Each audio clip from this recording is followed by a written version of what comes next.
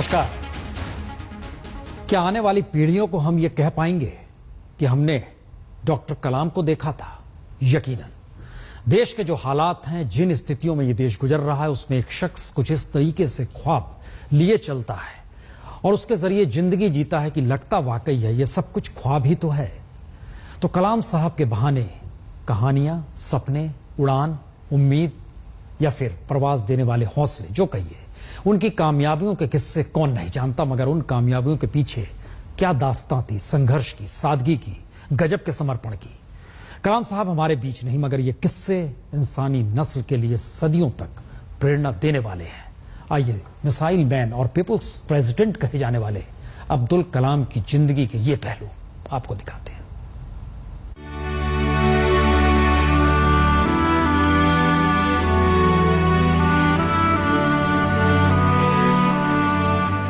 वो अपनी दास्तां कहते कहते सो गए उस चिर निद्रा में जिसमें पलकें फिर नहीं खुलती। वो आंखें जो सिर्फ सपने नहीं देखती थी, उन्हें हकीकत की जमीन पर गढ़ने का हुनर सिखाती थी। वो हमेशा के लिए बंद हो गई, मगर सपनों की उड़ान आखिरी सांस के साथ भी नहीं थमी।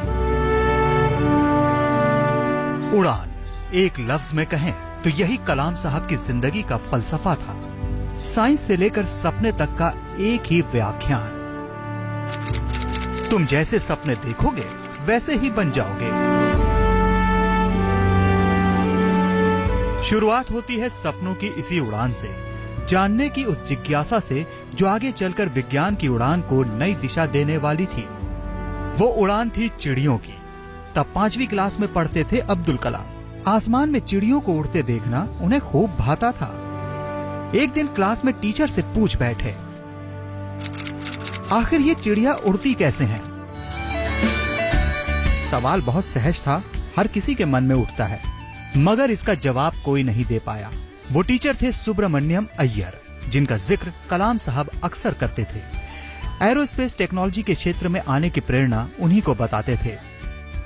कलाम साहब के मुताबिक उनके सवाल का जवाब समझाने के लिए सुब्रमण्यम अय्यर पूरी क्लास के बच्चों को समुद्र के किनारे ले गए और उड़ते हुए पक्षियों को दिखाकर पूरी तकनीक बताई। इसके पीछे पक्षियों के शरीर की बनावट भी विस्तार से बताई। नन्हे कलाम को उस दिन सिर्फ अपने सवाल का जवाब नहीं मिला, बल्कि मासूम आंखों को एक सपना भी मिल गया। उड़ान का सम्मोहन उनकी जिंदगी में हमेशा हमेशा के लिए बस गया। लेकिन वो सपना सच कैसे होता? हालात तो ऐसे थे कि पतंग भी बड़ी मुश्किल से उड़ाने को मिलती।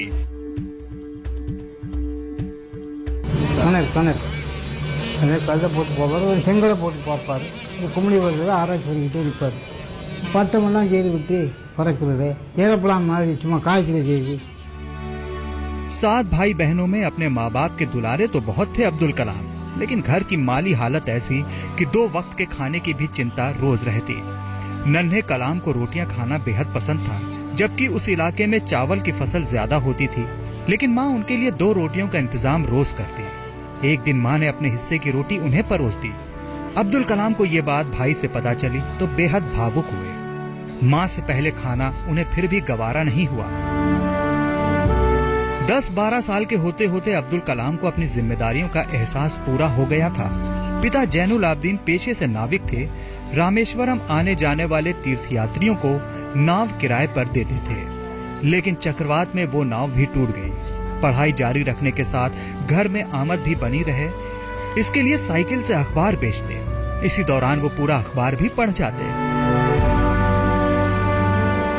पढ़ने की ललक इतनी कि रोज सुबह 4 बजे ही उठ जाते और नहाकर गणित का ट्यूशन पढ़ने जाते। सुबह सुबह नहाने की वजह ये थी कि गणित के शिक्षक उन्हीं 5 बच्चों को मुफ्त में पढ़ाते थे जो सुबह 4 बजे नहा कर आते थे। 5 बजे ट्यूशन से लौटने के बाद अब्दुल कलाम घर से 3 किलोमीटर दूर धनुष कौड़ी रेलवे स्टेशन जाते, वहाँ से अखबार ले आते और घूम घूम कर बेचते। अखबार बेचने के बाद तैयार होकर स्कूल जाते। शाम को लौटते तो अखबार के पैसों की वसूली के लिए जाते। थकान को कभी अपने सपनों की उड़ान के आड़े आने ही नहीं दिया।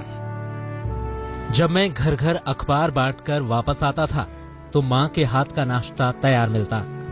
पढ़ाई के प्रति मेरे रुझान को देखते हुए मेरी माँ ने मेरे लिए छोटा सा लैंप खरीदा था, जिससे मैं रात को 11 बजे तक पढ़ सकता था। पढ़ाई के साथ पक्षियों की उड़ान से जगा सपना हमेशा युवा अब्दुल कलाम की आंखों में तैरता रहा। तब वो एयरफोर्स में भर्ती होना चाहते थे। ख्वाहिश थी पायलट बनने की, लेकिन ये पूरी नहीं हुई। भर्ती 8 लोगों की होनी थी, लेकिन टेस्ट में अब्दुल कलाम का नंबर 9 आया।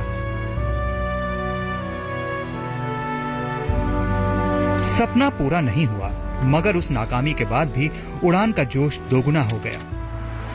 आज तक ब्यूरो। अब की पीढ़ी से पूछिएगा तो कहेगा जी सपने तो देखने चाहिए, लेकिन कलाम साहब कहते थे सपना वो नहीं जो नींद में आए, बल्कि सपना तो वो है जो नींद ही ना आने दे। युवा अब्दुल कलाम का सपना नींद का सपना नहीं बल्कि जागती आंखों का सच था। एक ऐसा सच जिसके लिए संघर्ष चाहिए, पढ़ाई, विज्ञान की ललक, लगन, सब कुछ चाहिए। मद्रास इंस्टीट्यूट ऑफ टेक्नोलॉजी 3 रात तक जगकर अपनी थीसिस पूरी की क्योंकि स्कॉलरशिप मिल सके। स्थिति इतनी बार नहीं है। डिग्री मिली तो उसके बाद स्पेस साइंस की दिशा में बढ़ते हुए, लेकिन सवाल इतना भर नहीं है। आसमान सामने खड़ा था लेकिन पांव जमीन से हिल नहीं रहे थे। डॉक्टर कलाम का मतलब यही था।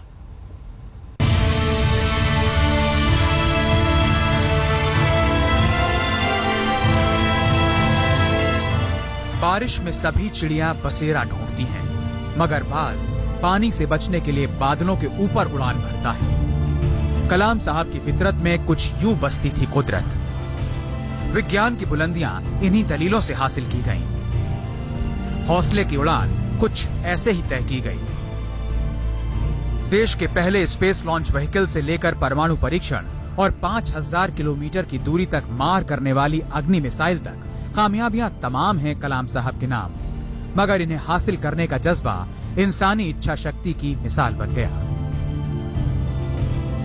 शुरुआत होती है 1960 से, जब युवा सपनों को आकार देने के लिए अब्दुल कलाम दिल्ली आए और रक्षा मंत्रालय के तकनीकी विकास और अनुसंधान विभाग में बतौर वरिष्ठ वैज्ञानिक का कार्यभार संभाला। इस दौरान उन्होंने सेना के लिए छोटा हेलीकॉप्टर डिजाइन किया, सुपरसोनिक लक्ष्य भेदी विमान का खाका तैयार किया। सपनों की वही उड़ान 1969 में नया मोड़ लेती है, जब अब्दुल कलाम इसरो में देश के पहले स्पेस लॉन्च व्हीकल प्रोजेक्ट के डायरेक्टर बनाकर भेजे गए। तब अंतरिक्ष अनुसंधान संस्थान नया नया ही बना था। अब्दुल कलाम के साथ तमाम वैज्ञानिक रॉकेट और प्रोजेक्ट के दूसरे सामान साइकिल और बैलगाड़ियों से साइट तक ले जाते थे। 70 के पूरे दशक में सपनों के लिए संघर्ष कुछ ऐसे ही चला। राजा रमन्ना जैसे सीनियर के साथ वो पहले परमाणु परीक्षण के गवाह बने। देश के पहले बैलिस्टिक मिसाइल प्रोजेक्ट को डायरेक्ट किया। कामयाबी की पहली उड़ान 1980 में भरी, जब रोहिणी नाम का सैटेलाइट धरती की कक्षा के करीब स्थापित कर दिया। कलाम साहब की उस कामयाबी से तत्कालीन प्रधानमंत्री इंदिरा गांधी खासी प्रभावित हुईं। उन्हीं की सलाह पर एडवांस और गाइडेड मिसाइल प्रोजेक्ट पर काम शुरू हुआ। कहा जाता है कैबिनेट ने उस प्रोजेक्ट को मंजूरी नहीं दी, लेकिन इंदिरा गांधी ने अब्दुल कलाम के मिसाइल प्रोजेक्ट के लिए सीक्रेट फंड का इंतजाम किया। आज के अग्नि, पृथ्वी और ब्रह्मोस जैसी मिसाइल उसी बुनियाद पर हिंदुस्तान की ताकत का परचम लहरा रहे हैं। और दुनिया 11 और 13 मई 1998 का वो दिन कैसे भूल सकती है, जब तमाम बंदिशों और अमेरिका जैसे देशों के जासूसी सैटेलाइट की निगरानी के बावजूद भारत पोखरण में परमाणु टेस्ट करने में कामयाब रहा। यह कलाम साहब की ही काबिलियत थी कि दुनिया को इसकी भनक तक नहीं लगी।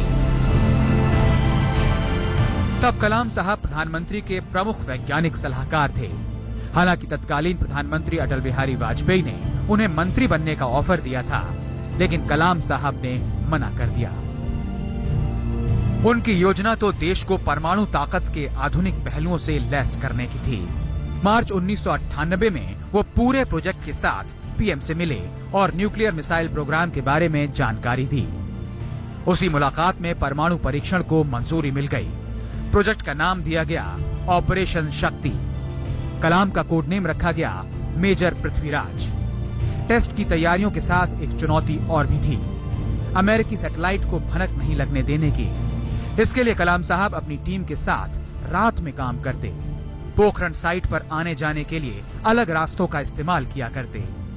टेस्ट से पहले अमेरिका के जासूसी उपग्रहों को गुमराह करने के लिए पोखरण से दूर अलग इलाके में सेना की गतिविधियां बढ़वा दी ताकि जासूसी उपग्रहों का ध्यान उधर चला जाए। 11 मई को पहले टेस्ट और 13 मई को 3 और टेस्ट तक दुनिया को भनक तक नहीं लगी, और जब लगी तब तक कलाम पूरे हिंदुस्तान की परमाणु शक्ति के नायक बन चुके थे। रविन्द्रनाथ टैगोर थे जिन्होंने महात्मा गांधी को महात्मा शब्द से अलंकृत किया था, लेकिन इस दौर में आप किस शब्द के साथ डॉक्टर कलाम का नाम जोड़ेंगे जो भी तय कीजिए, लेकिन कामयाबियां उनके पीछे थी, एक के बाद एक फेरिस्त के जरिए जुड़ती चली गई। लेकिन उनके पास क्या था? ना अपना घर, ना अपनी खरीदी जमीन, ना कोई गाड़ी। राष्ट्रपति बनने के बाद जो भी था वह भी दान में दे दिया। 2 सूटकेस के साथ राष्ट्रपति भवन आए थे और यूं ही चले गए। देश के संवैधानिक प्रमुख रहे शख्स की जिंदगी में सादगी की यह मिसाल किस रूप में कैसे चलती चली गई, देखिए जरा।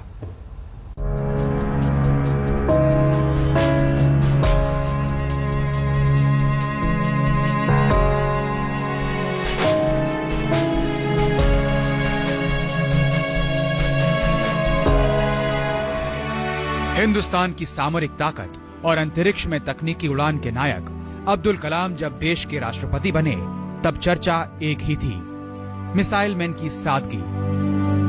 देश के लिए समर्पण तो दुनिया पहले ही देख चुकी थी, सुर्खियों में थी सादगी। वो सादगी उनकी पूरी शख्सियत में दिखती थी। मगर ये कहानी तो तब शायद ही किसी को पता चली। जब राष्ट्रपति बने तो 2 सूटकेस लेकर राष्ट्रपति भवन में आए थे, और जब राष्ट्रपति भवन से वापस गए तो हमेशा यही कहते थे कि 2 सूटकेस हैं और मेरी किताबें हैं। और जब राष्ट्रपति बने 2002 में तो मिलिट्री की कई ट्रक्स और वैन्स और ये सब एशियाड विलेज गए जहां वो रुकते उस टाइम रहते थे as scientific adviser to government of India.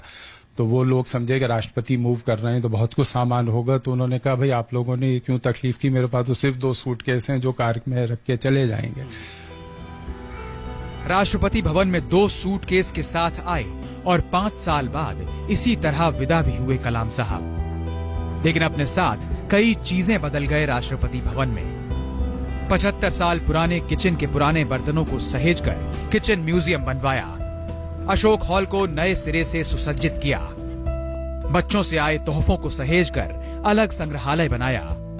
Mughal garden की सैर करने वालों के लिए पानी और स्नैक्स का इंतजाम कराया। वो बदलाव आज भी दिखता है। खानसामे से लेकर बटलर तक कलाम साहब की वो सादगी याद करता है कि हम लोगों के अपने 5 साल उनके साथ रहे, तभी हमें महसूस नहीं हुआ कि हम प्रेसिडेंट ऑफ इंडिया के पास नौकरी कर रहे हैं। अच्छा। उनका नेचर ऐसा था, हमको उन्होंने ऐसा रखा था अपने कोई मदर फादर अपने बच्चों को अपने पास रखते हैं। हमारे बच्चों को भी अच्छी तरह जानते थे वो। अच्छा। हमारे बच्चे बहुत लाइक करते थे।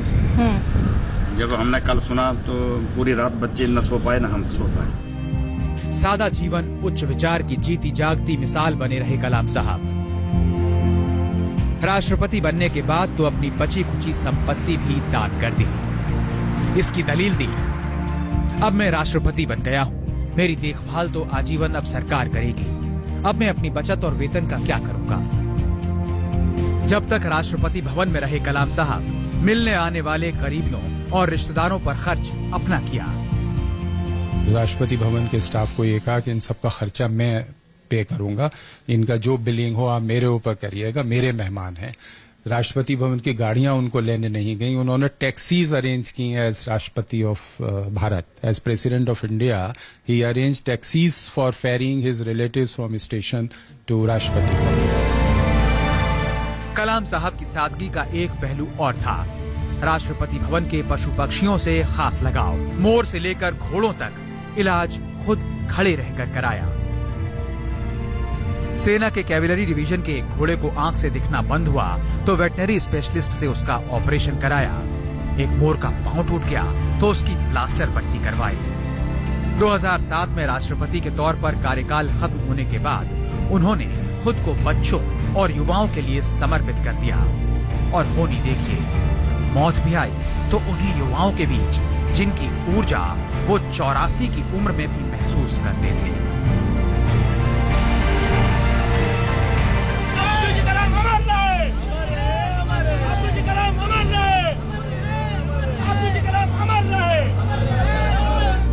अमिता शर्मा के साथ आतिर खान, दिल्ली आज तक।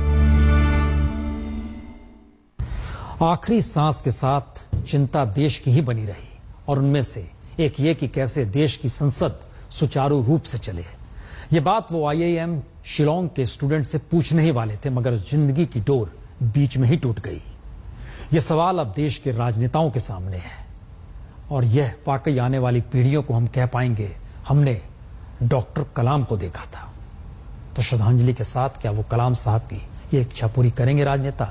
खबरों का सिलसिला जारी है, लेकिन एक डोर टूटी है। फिलहाल